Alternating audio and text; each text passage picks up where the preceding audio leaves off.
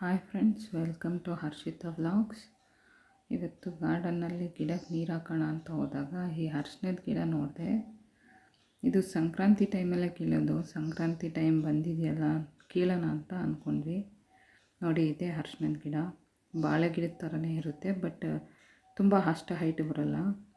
ನಮ್ಮ ಮನೆಯವ್ರು ಕೀಳೋಣ ಅಂದಿದ್ದಕ್ಕೆ ಕೀಳ್ತಾ ಇದ್ದಾರೆ. ನೋಡೋಣ ಬನ್ನಿ ಎಷ್ಟು ಸಿಗುತ್ತೆ ಅಂತ. ಕೀಳೋದು ಫುಲ್ ವೀಡಿಯೋ ಮಾಡಿಲ್ಲ, ಸ್ವಲ್ಪ ಮಾತ್ರನೇ ಮಾಡಿದ್ದೀವಿ. ನೋಡೋಣ, ಎಲ್ಲ ಕಲೆಕ್ಟ್ ಮಾಡೋಣ. ಫುಲ್ ನಾವು ಕಿತ್ತಾಗ ಫುಲ್ ಎಲ್ಲ ಪಾಟಲ್ಲಿರೋ ಮಣ್ಣೆಲ್ಲ ತೆಗ್ದಿದ್ವಿ. ಯಾಕಂದರೆ ಫುಲ್ ಎಲ್ಲ ಬೇರು ಬಿಟ್ಟಿರುತ್ತಲ್ಲ, ಒಳಗಡೆ ಫುಲ್ಲು ಹೋಗಿರುತ್ತೆ. ಅದಕ್ಕೆ ಅದು ಫುಲ್ ಎಲ್ಲ ಮಣ್ಣು ತೆಗ್ದುಬಿಟ್ಟು ಕಲೆಕ್ಟ್ ಮಾಡ್ಕೊಂಡ್ವಿ. ಅದರಿಂದ ಫುಲ್ ವೀಡಿಯೋ ಮಾಡಿಲ್ಲ, ಸ್ವಲ್ಪ ಮಾತ್ರ ಕೀಳೋವಾಗ ಮಾತ್ರ ವೀಡಿಯೋ ಮಾಡಿದ್ವಿ. ಈ ಅರ್ಶಿಣದ ಬೊಟ್ಟು, ಹಸಿ ಅರ್ಶಿಣದ ಬೊಟ್ಟು ಸ್ಟಾರ್ ಬಜಾರಲ್ಲೆಲ್ಲ ಸಿಗುತ್ತೆ. ನೀವು ಬೇಕಂದರೆ ತೊಗೋಬೋದು.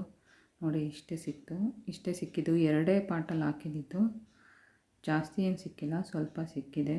ಇದು ಯೂಸ್ ಮಾಡ್ಕೊಬೋದು ನಾವು ನ್ಯಾಚುರಲಾಗಿ. ಏನಾದರೂ ಹೋಮ್ ರೆಮಿಡಿ ಮಾಡೋವಾಗ ಕಷಾಯ ಆ ಥರದಕ್ಕೆಲ್ಲ ಯೂಸ್ ಮಾಡಿದ್ರೆ ಪ್ಯೂರ್ ಅರ್ಶಿಣ ಎಲ್ಲ ಹೆಲ್ತಿಗೆ ಒಳ್ಳೆಯದು. ನಮ್ಮ ಮನೆಯವರು ಮತ್ತೆ ಆ ಪಾಟಿಗೆ ಮತ್ತೆ ಒಂದು ಅರ್ಶಿಣದ ಬೋಟ್ ಇಟ್ಬಿಡೋಣ, ಗಿಡ ಬರುತ್ತೆ ಮತ್ತೆ ಅಂತ ಮಣ್ಣು ಹಾಕ್ತಿದ್ದಾರೆ. 2 ಪಾಟ್ಗೆ ಮಣ್ಣು ಹಾಕಿ ಅರ್ಶಿಣದ ಬೋಟ್ ಇಡ್ತಾಯಿದ್ದಾರೆ.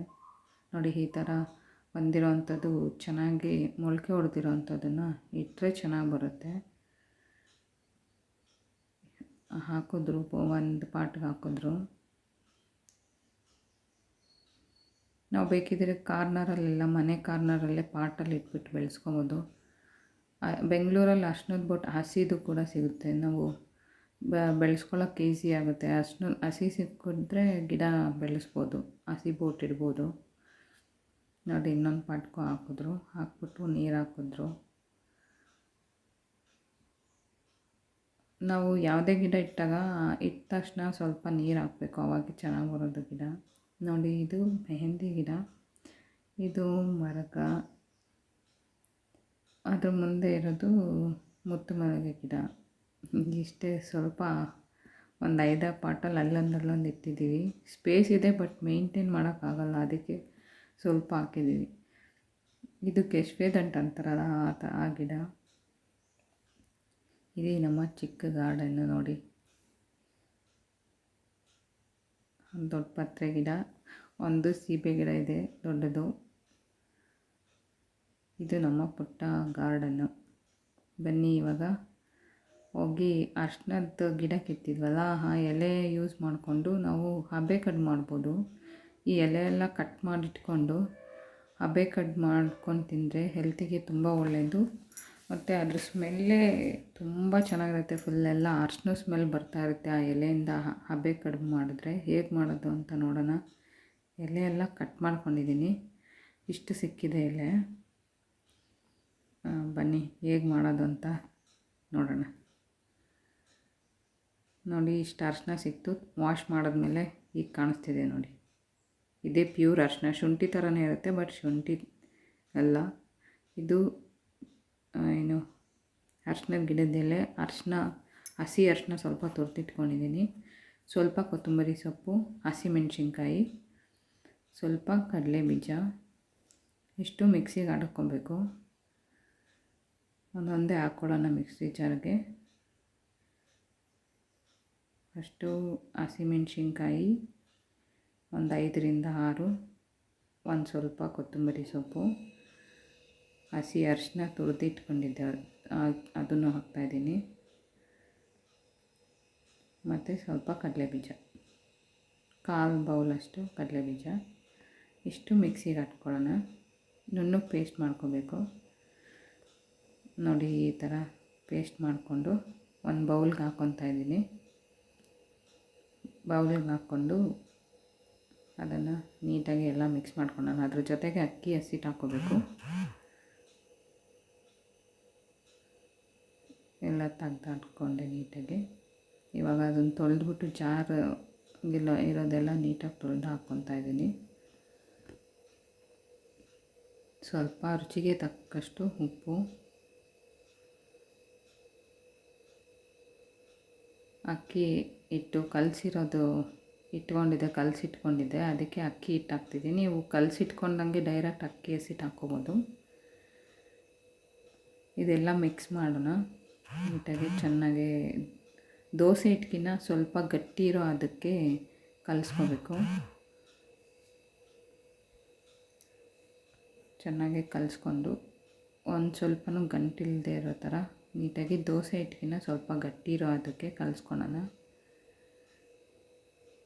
ನೋಡಿ, ಈ ಅದಕ್ಕೆ ಕಲಿಸ್ಕೊಳ್ಳಿ. ಇಷ್ಟಿದ್ರೆ ಸಾಕು. ಇವಾಗ ಇಡ್ಲಿ ಪಾತ್ರೆ ಸ್ಟವ್ ಮೇಲಿಟ್ಟು ಸ್ಟವ್ ಆನ್ ಮಾಡ್ಕೊಳ್ಳೋಣ. ನಾವು ಇಡ್ಲಿ ಬೇಯಿಸೋದಕ್ಕೆ ಎಷ್ಟು ನೀರು ಬೇಕೋ ಅಷ್ಟು ಪಾತ್ರೆಗೆ ಹಾಕ್ಕೊಳ್ಳೋಣ.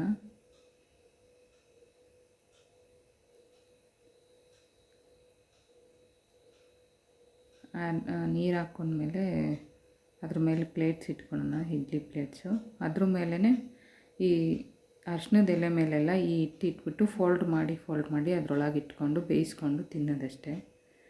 ನೋಡಿ, ಒಂದೆರಡು ಇಟ್ಬಿಟ್ಟು ತೋರಿಸ್ತೀನಿ.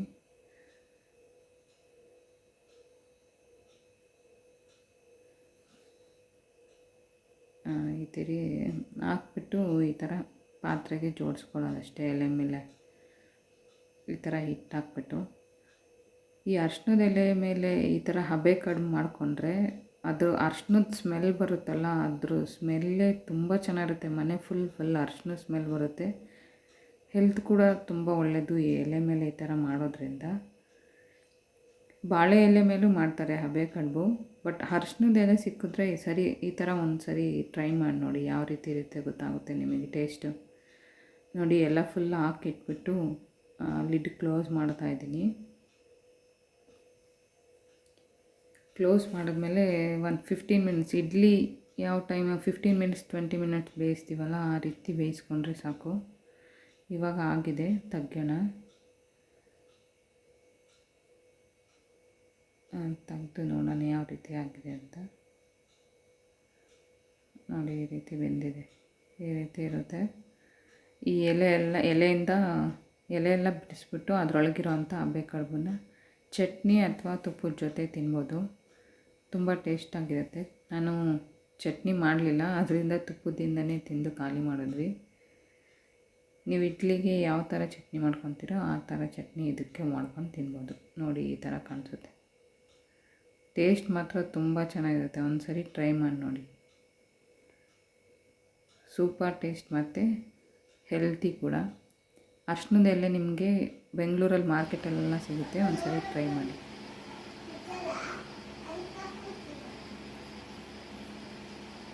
Thank you for watching.